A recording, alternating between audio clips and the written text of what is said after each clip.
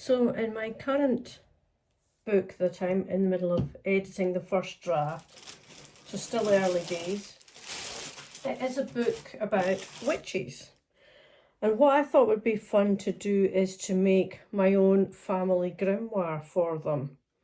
So I've made my own journals and things like that in the past. So this is just a quick rundown. I'm making the cover at the moment. So all this is just, it's like really chipboard. There we go. And then I've just cut them out because they'll have paper like this in it that I've tea stained. Turn this back over. And they'll go in. I've got about 3 signatures. I don't know how many I'll need. Oh. And they'll go in there. So we're going to decorate this cover at the moment. Now what I'm going to do to give it some texture, this paper, it's handmade paper. I'm not sure what it's made of. It's not mulberry paper.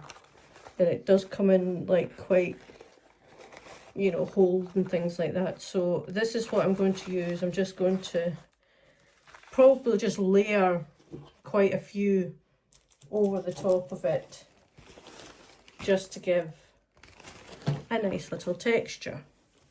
So I'm going to go ahead and do that now.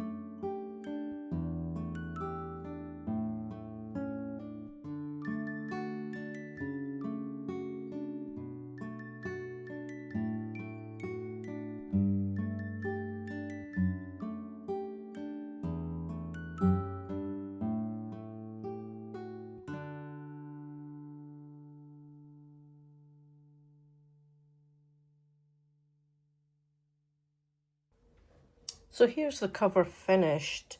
I did add a little bit more. I put some, because it was still quite bright, some of this distress ink. I had that one and a black one. And I just put that on with this brush.